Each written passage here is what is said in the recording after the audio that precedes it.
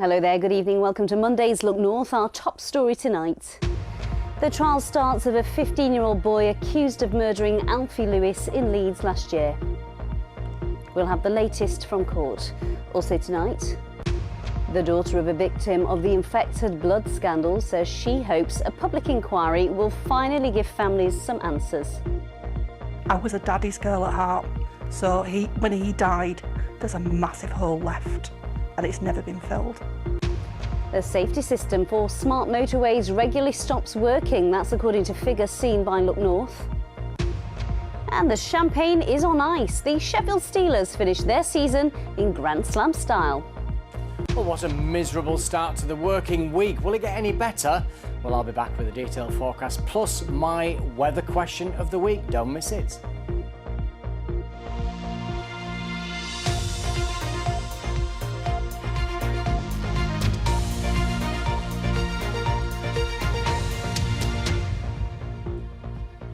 Hello, hope you had a lovely weekend.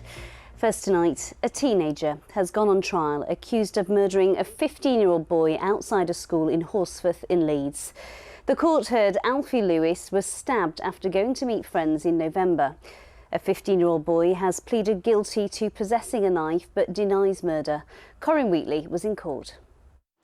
Yes, Alfie Lewis was stabbed on Church Road in Horsforth on the 7th of November last year, just before 3 o'clock in the afternoon at around the end of the school day. Opening their case today, the prosecution said that the defendant had walked purposefully towards Alfie before the attack. Craig Hassel KC said that several witnesses described how Alfie was heard to say, "What are you doing?" to the defendant, and that he seemed shocked and surprised. The court heard that Alfie had been stabbed once in the chest and once in the leg.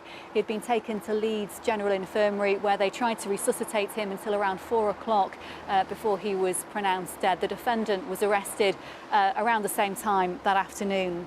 Today, the prosecution said that there had been some planning by the defendant, that he had taken a knife from the kitchen drawer at home and painted the handle black. Also today, the court was played a video of a police interview by one young witness who can't be named due to her age. In it, she described the moment she heard Alfie had been stabbed, running to him, falling to the floor and saying, "Alfie, don't die on me, wake up." That same witness was asked about an earlier alleged incident on Halloween, a week before Alfie's death.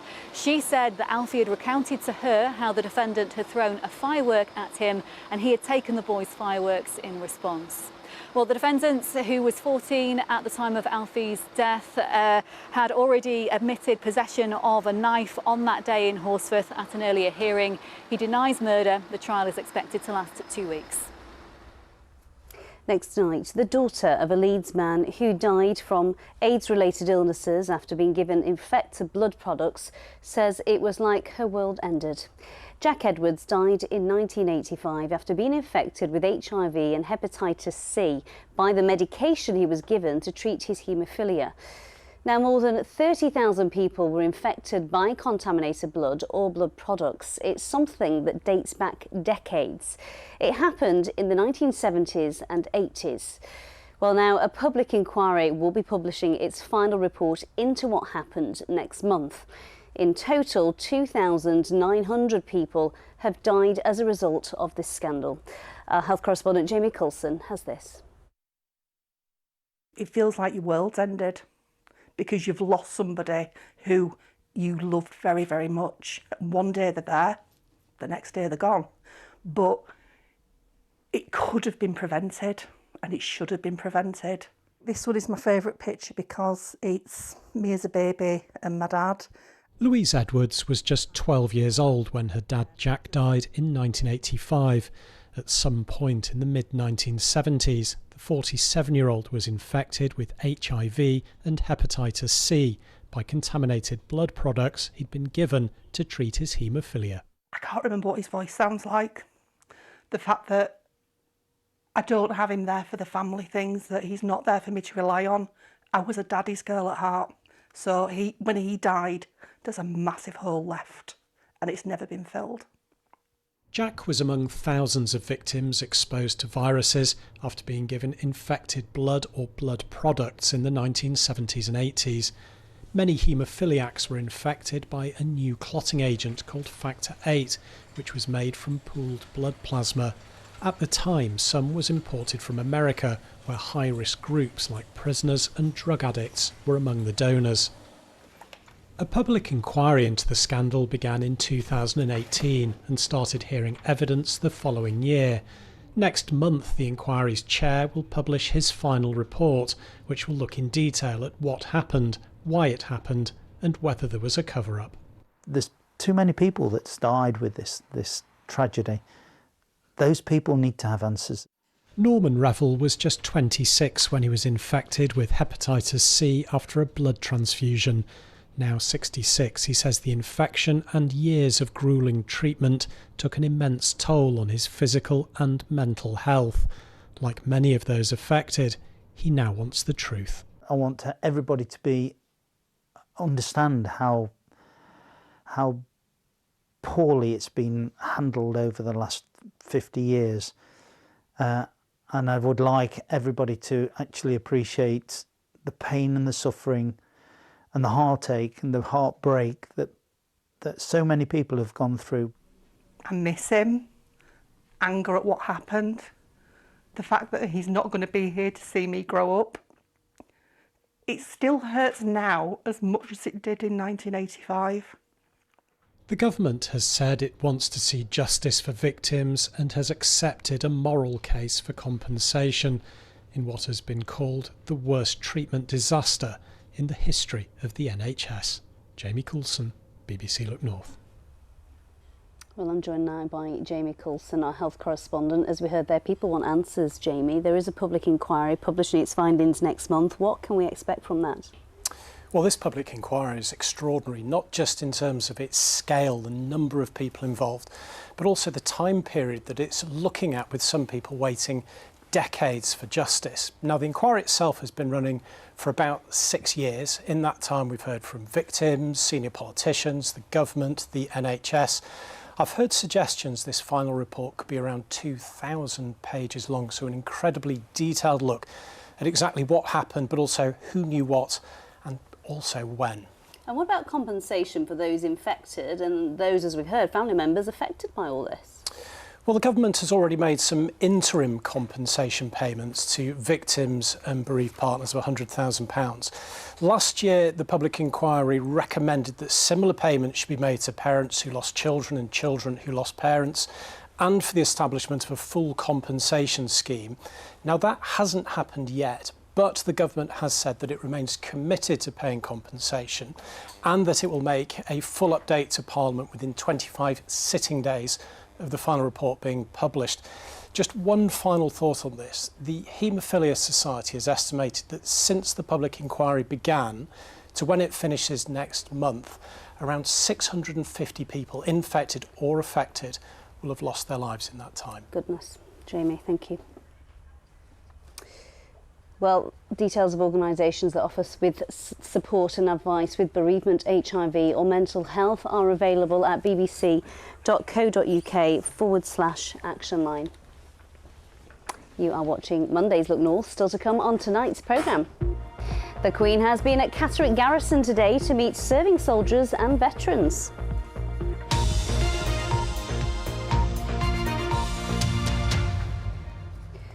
Let's have a look at some other stories coming into our newsroom now. Police in York are urging 2 men suspected of an attack with a corrosive substance to hand themselves in. The attack left a man in hospital with serious burns. They're looking for 29-year-old Joshua Strickland and 26-year-old Robinson Binks. The victim was attacked on Fossway in the early hours of Friday and is in a serious but stable condition. At least 6 men have been injured after a street fight involving machetes in Leeds. Police found 2 smashed-up cars at the scene in Kirkstall last night and have arrested 5 people. They're also looking for 2 others who went to hospital in Bradford and want to hear from anyone with CCTV footage or any phone footage. Next tonight, Look North has learned that a radar system designed to make the M1 smart motorway safer was out of action for over 40 hours during a 2-month period. Power failures meant the system suffered a so-called unplanned outage due to a power cut on sections of the motorway in South Yorkshire and Derbyshire. Well, our transport correspondent Spencer Stokes is here to explain more. All yours, Spencer. Yes, we've followed the controversy surrounding smart motorways for many years on Look North. They were introduced in 2010 to add capacity to congested motorways, converting the hard shoulder into a live running lane and installing intermittent emergency refuge areas. Some have a hard shoulder, others don't. And there have been 128 deaths on the smart motorway network.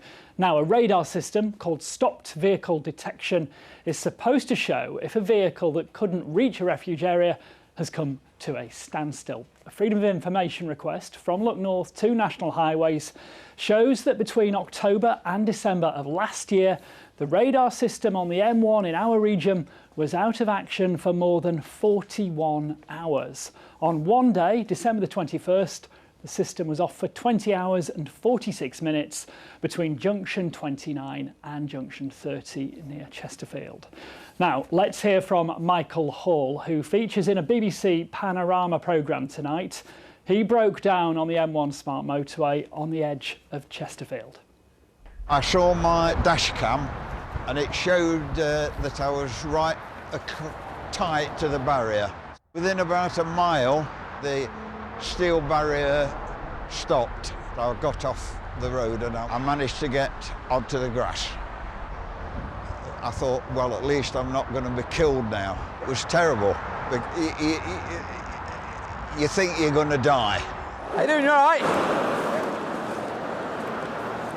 NA from 2-3, let's get our recovery to this Land Cruiser, please. Well, I mean, the lane was open for 49 minutes. I've calculated it from my dash cam. I think it's utterly diabolical.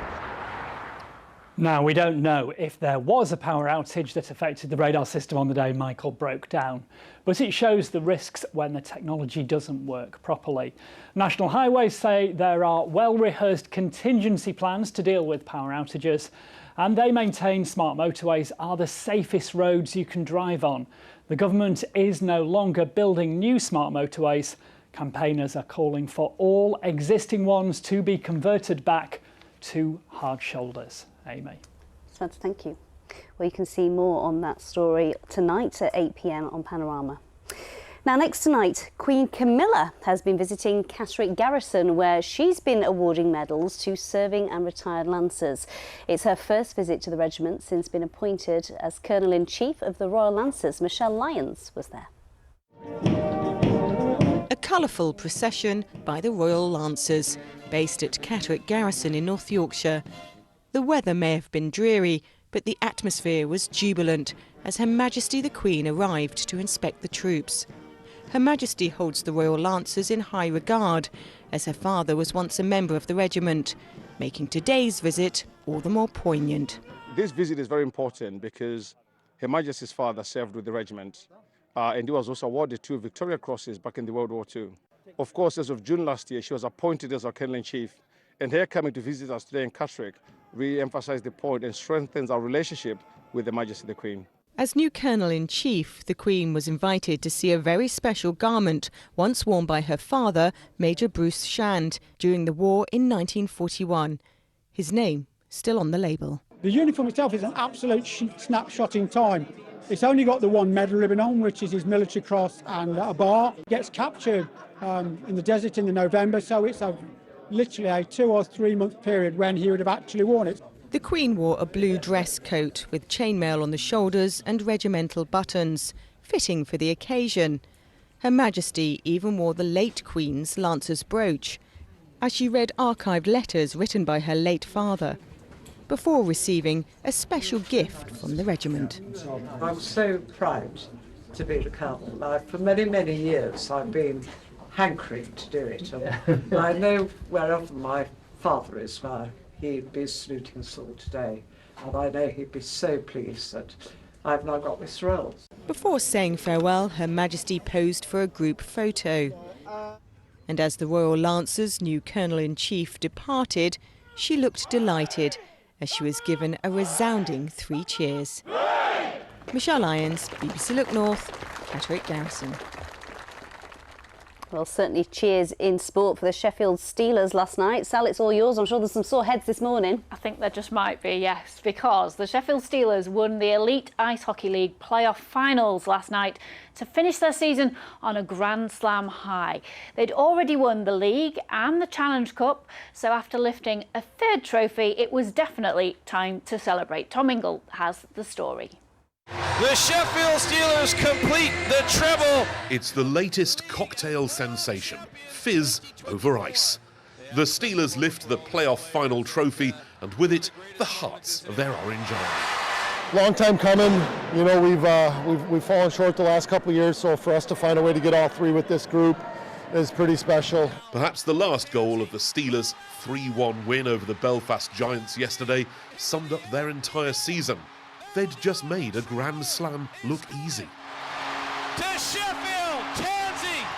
You know, I would have thought we would have competed for trophies, for sure. You know, maybe one, maybe a two. But to have all three of them, it's kind of just like, it really is surreal. I don't know if it'll hit me going on vacation next week, so maybe at some point while my toes are in the sand, I'll reminisce and look back. There will be a lot to think about. Last year, a Nottingham Panthers player, Adam Johnson, died during a match against the Steelers after he suffered a catastrophic injury on the ice. It was a moment which defined the spirit of the game's fans, rivalry suspended by a shared grief. Last night, though, as the team returned triumphant to Sheffield Arena, those same faithful made an altogether different pilgrimage to celebrate. Grand Slam, it's not been done by many teams, and just to come and support the boys after a tough season. We might not see it for a very long time, hopefully next year. The fact that they come here in the cold and in the rain and they celebrate with us, it's really nice. It's respectful and I like that. It's a moment that will define the Steelers, but also a season that will define the sport for years to come. Tom Ingle, BBC Look North, Sheffield. Now, someone else who's celebrating is Emile Caresse. He became the second fastest British man of all time in the London Marathon yesterday. His time of 2 hours, 6 minutes and 46 seconds earned him a place on the podium and an Olympic qualification. He's already being compared to a young Mo Farah, something I asked him about this afternoon. I'm going to try my best to beat his time, but only as a consequence of me improving and trying to get where I need to be. Mo Farah is one of the best ever, and I'm just starting my career, and I haven't achieved even 1% of what he's achieved, so yeah, it's flattering, but it's definitely not justified.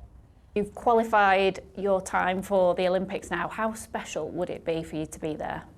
Yeah, it'd be a really proud moment to represent Team GB. It's something that I've always aimed to do, is like be at the Olympics, but I want to go there and really perform well and do my best. And you've just come back from London on the train. What is your plan tonight? What do you do the day after a marathon? So I'm just going to go to my girlfriend's parents' house to watch the football and watch Leeds United. So. Well, good luck with that tonight, and well done on that incredible result. Well done. Thank you very much. Cheers. To football now, and Barnsley have sacked their head coach Neil Collins with just one game of the regular season left. It follows a 3-2 loss at Blackpool at the weekend. The Tykes are without a win in their past 5 matches. Coach Martin Devaney has been placed in interim charge as Barnsley need a win in their final game to secure that playoff place. Meanwhile, in the Championship, Sheffield Wednesday secured a crucial win at Blackburn to take them out of the bottom 3 for the first time this season. And 3 goals, including this bizarre own goal from Blackburn's keeper, a clearance gone wrong, helped the Owls to a 3-1 win and edged them 1 point above the drop zone. A big win for Wednesday at just the right time.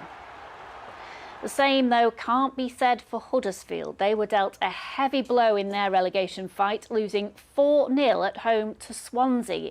They're second from the bottom of the table. And at the other end, Leeds play tonight against Middlesbrough. They need a win to move back into those 2 automatic promotion spots. In League 2, the Doncaster Rovers continued their stunning run with a 4-2 comeback win against Barrow.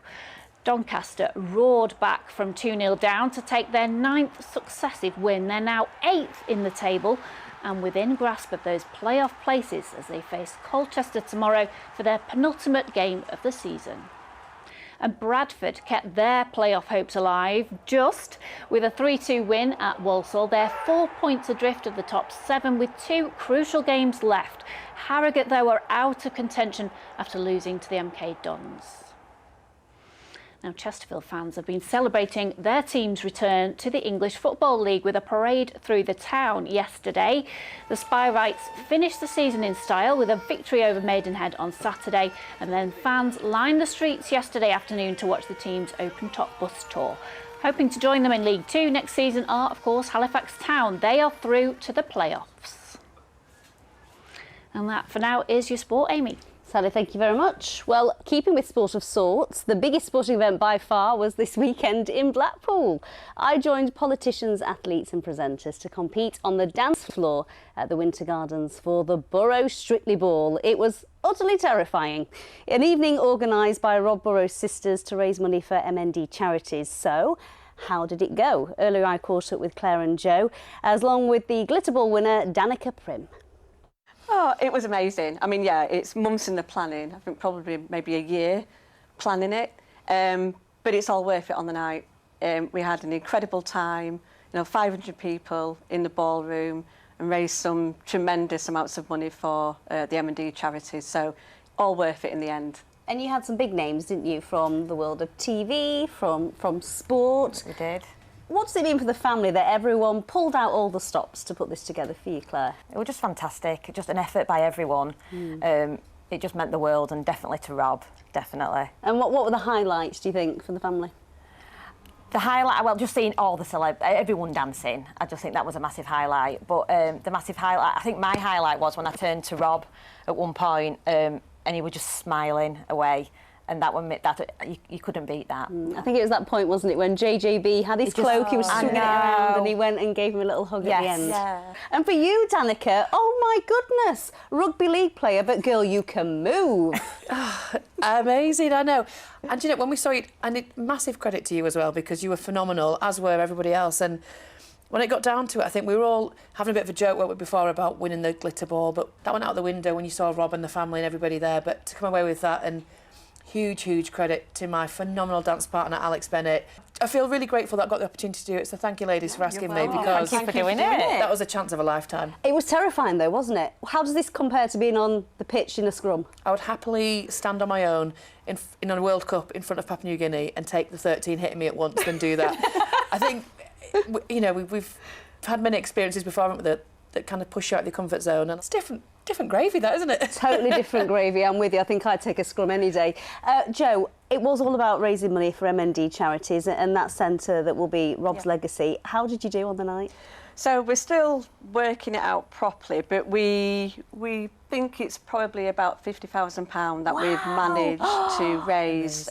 So that'll be split between the charities. So with that and the one we did 2 years ago, I think we're about 140k. Oh, girls, that's in amazing. Total Oh, Rob would be so proud of you both. Yeah. Well And of course he said we needed to do one again, so we'll now be on the hunt for new recruits. Same time next year, Danica. If you're in, I'm in. That's worth feathers for, isn't it? Thank you, girls. Well done. Thank you. I'm still aching, I think my dancing days are over. Fantastic. You did brilliantly. Did that sound sincere? Sounded really insincere, that, Paul. I was hardly wearing any clothes, but there we go. Let's talk about Paul's weekly weather view, shall we? And today it's all about why do we start with a sunny start and then it clouds over? And we very often do. It's been, I've had about 5 or 6 questions about this, and it happened on Saturday. So let me show you a picture of Otley on Saturday morning with clear blue skies. That lasted about 2 or 3 hours. This elusive picture of sunshine in Otley should appear any moment now. But anyway, take my word for it, the sunshine went. No, that's the wrong one. Anyway, the sunshine went and then we got a lot of clouds. So why did that happen? So we've run a really nice sequence to explain why clouds develop on a spring morning. And you've just seen those 2 pictures. It went from sunshine to cloud. There we are. So we're in Ireland, we've got moisture in the atmosphere. As the sun heats the ground, you get thermals rising, that warm air condenses into clouds and it hits what's called a temperature inversion. It's like a glass ceiling, an invisible ceiling in the sky at around about 2,500 feet. And there you get the clouds, and they spread out around 11 o'clock in the morning. But then later in an afternoon, as the sun weakens and those thermals from the ground are cut off, the cloud melts away, and that is why we're prone to a lot of cloud in spring. Did you like that? Loved that. Right. What are we talking about next week? I don't know, but I'm going to ask our great viewers to send in your questions. You should have a QR code there on your screen, or you can get in touch with WhatsApp. You can ask me anything you want, as long as it's about the weather and climate, and I'll try and answer your questions next Monday. Go on. Do I need my brolly tomorrow? I'm sick of this rain. No, you'll be fine. Oh, Thank good. you. Anyway, join the queue with the rest of the viewers and send it in on that QR code. Right, we've got a couple of pictures that I want to show you. The first one, I think you got an early glimpse of that earlier on. That was John Lee of the oilseed rape there in Sheffield. Absolutely fantastic. But the second picture just shows how bad it's been today at Caton Bay, when we had quite a bit of rain and drizzle, and temperatures, believe it or not, reached around about 7 Celsius in Caton Bay. That is the average temperature for the middle of January, never mind the middle of April. Right, you've got your addresses on your screen if you want to send any weather pictures to me, and I'll get them on the telly tomorrow evening. Right, tomorrow's headline, there we are. Cloudy at times with some sunshine, so generally a brighter picture. We're in no man's land this week, neither high pressure nor low pressure. What does that mean? Well, Wednesday through to Friday, a lot of dry weather, a lot of cloud. There is a risk of 1 or 2 showers. As to when it will become warmer again, next weekend we'll get warmer air up from the southwest, but I'm afraid with it, there will be some outbreaks of rain. OK, there's the radar picture. You can see the rain today has been pushing away southwards, but we could have more patchy rain and drizzle this evening and overnight. We'll see some cloud breaks too, but extensive low cloud returning from the North Sea, and we'll see temperatures coming in at around about 4 or 5 degrees Celsius. So tomorrow's high water times in Scarborough at 4:43, Bridlington at 5:13. So a cloudy start in places, but it will soon brighten up from the north. So we should be able to see a little bit of sunshine. That process I talked earlier about, as temperatures rise, we see clouds developing. We could see that from late morning, but in general, it should be a brighter day, still quite chilly, a fresh northerly wind, temperatures in the range 8 to 10 degrees. The average is around about 13 or 14. Into tomorrow evening, it's cool, but quite sunny. And then variable cloud Wednesday to Friday, with some sunshine and a risk of 1 or 2 showers. That's the forecast, Amy. Do you fancy signing up for the Borough Strictly Ball next time? No, definitely not. I'll watch. I'll work on him, don't you worry. That's it from us. Good night.